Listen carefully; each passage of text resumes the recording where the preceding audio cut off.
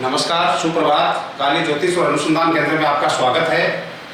आज हम बात करेंगे काल पुरुष की कुंडली में जो 10वीं राशि होती है, 10th नंबर का जो साइन होता है उसके बारे में बात करेंगे। 10th नंबर का जो साइन है उसे हम कहेंगे मकर राशि। मकर राशि इंग्लिश का मतलब कैप्रिकॉर्न, कैप्रिकॉर्न। अब ये मकर राशि जो है, मकर राशि का जो ये सिंबल है, इसमें ऊपर का जो हिस्सा है वो है आपका बकरी का, और नीचे जो है मकर का मगरमच्छ ही कुछ लोग मानते हैं, मगर मगरमच्छ से भी गहरी ये चीज है और ये ज्यादातर ज्योतिषी इसको मगरमच्छ ही बताते हैं। लेकिन मैं उनसे या आप लोगों से कहना चाहूंगा कि मगरमच्छ के जो पैर होते हैं उन पैरों की जो काउंटिंग है उसके हिसाब से इसको क्या कहेंगे, चतुष्पद कहेंगे, द्विपद कहेंगे, या बहुपद कहेंगे, या एपद कहेंगे, या जलचर कहेंगे। इसलिए इसका जो सिंबल ये दिखाया गया है ये सही इसका सार्थक सिंबल है, क्योंकि पानी के ऊपर का जो हिस्सा है वो एक बकरी का हिस्सा माना जाएगा और नीचे जो मछली थी वो अंदर घुस गई है, वो जलचर मानी जाएगी। अब हम बात करते हैं कालपुरुष की इस मकर राशि के बारे में, इसकी क्या क्या विशेषताएं हैं, अन्य राशियों के तुलना में, अन्य राशियों की कंपेरेटिव इसमें क्या क्या खास चीजें हैं वो देखते हैं। तो हम बात करने जा रहे हैं मकर राशि के बारे में। सबसे पहले वही यहाँ लिखेंगे हम जोडियक, ZODIAC, जोडियक यानी जातक अथवा राशि चिन्ह। क्योंकि आज मैंने पेन जो है ब्लैक कलर का सिलेक्ट कर रखा है, इसलिए इस पर चलेगा नहीं। पहले आपको बताता हूँ जोडियक जो है वो आपको अपने यहाँ लिखना है। अब मकर राशि की विशेषताओं को देखेंगे तो मकर राशि में सबसे पहले हम देखेंगे इसकी कर्म संख्या अथवा सीरियल नंबर। क्योंकि कालपुरुष की कुंडली में ये 10वीं राशि है, इसलिए हम यहाँ लिखेंगे 10 नंबर। ठीक है, अब यहाँ लिखेंगे हम राशि का नाम अथवा राशि नाम। राशि हो गई आपकी मकर, और मकर को जो है मगरमच्छ आप बोल सकते हो, बाकी इसको आपको समझने के लिए थोड़ा सा दिमाग लगाना पड़ेगा कि इसमें क्या है। अब इसका इंग्लिश नाम इसमें लिखेंगे, इंग्लिश नाम इसका होगा कैप्रिकॉर्न, कैप्रिकॉर्न। ठीक है, CAPRICORN, कैप्रिकॉर्न। नक्षत्रों का इसमें उल्लेख करेंगे।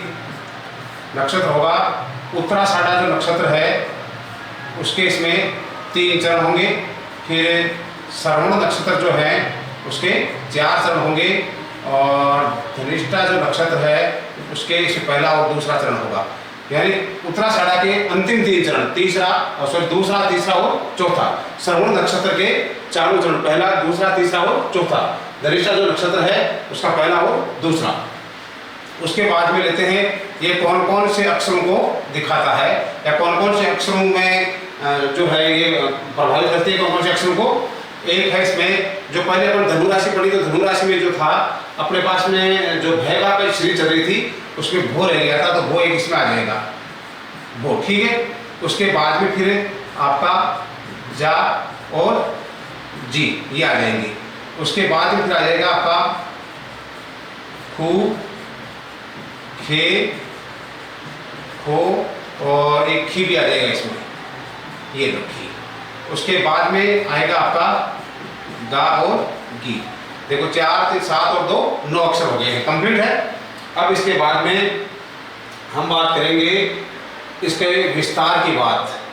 इसका विस्तार कितना है ये आपको जो है मैं बता देता हूँ।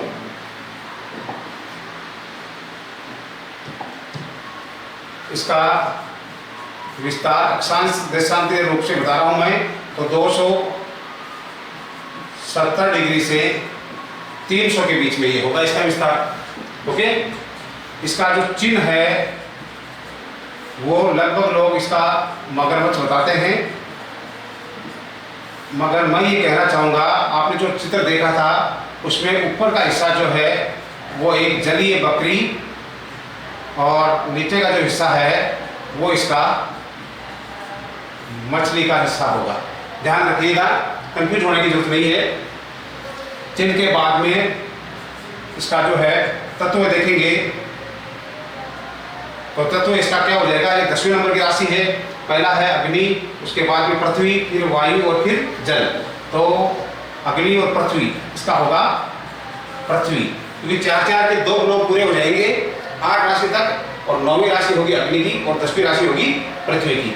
उसके बाद में हम देखते हैं इसका स्वभाव कैसा होता है। तो इसका जो स्वभाव है वो मैंने बताया आपको चर, स्थिर और द्विव स्वभाव है, तो 3 के 3 गोलोक जो है वो 9 तक पूरे हो जाएंगे। ये 10वीं है, तो ये होगी आपकी चर अथवा कार्डिनल। ओके, उसके बाद में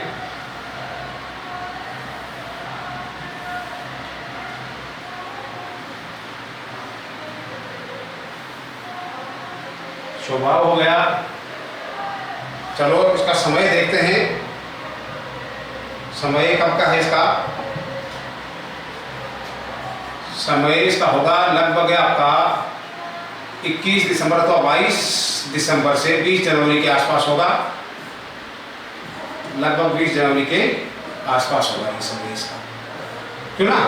फिर उदयोदय देखते हैं कि उदयोदय राशि जब उदय होती है तो इसका कौन सा हिस्सा जो है वो पहले दिखाई देता है, तो ये होगा आपका पृष्ठोदय, क्यों ना।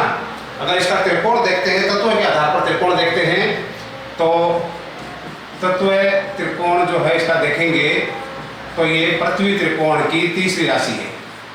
पृथ्वी त्रिकोण की तीसरी राशि मानी जाएगी। ओके, अगर पुरुषार्थ के हिसाब से इसका त्रिकोण देखेंगे हमें, तो ये आपकी होगी पुरुषार्थ त्रिकोण। लिख देता हूँ इसको, पुरुषार्थ त्रिकोण के हिसाब से या उसके आधार पर देखेंगे तो ये होगी आपकी अर्थ त्रिकोण की तीसरी राशि।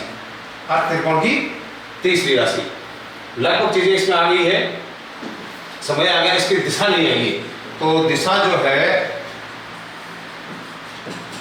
ये दिशा, अब दिशा में हम देखते हैं कि पूर्व से शुरू होकर के पूर्व, दक्षिण, पश्चिम और उत्तर के 4 के 2 ब्लॉक पूरे हो गए हैं, और हमारे पास में ये तीसरा ब्लॉक चालू हो गया। तीसरे ब्लॉक में कौन सी राशि है? दूसरी राशि है।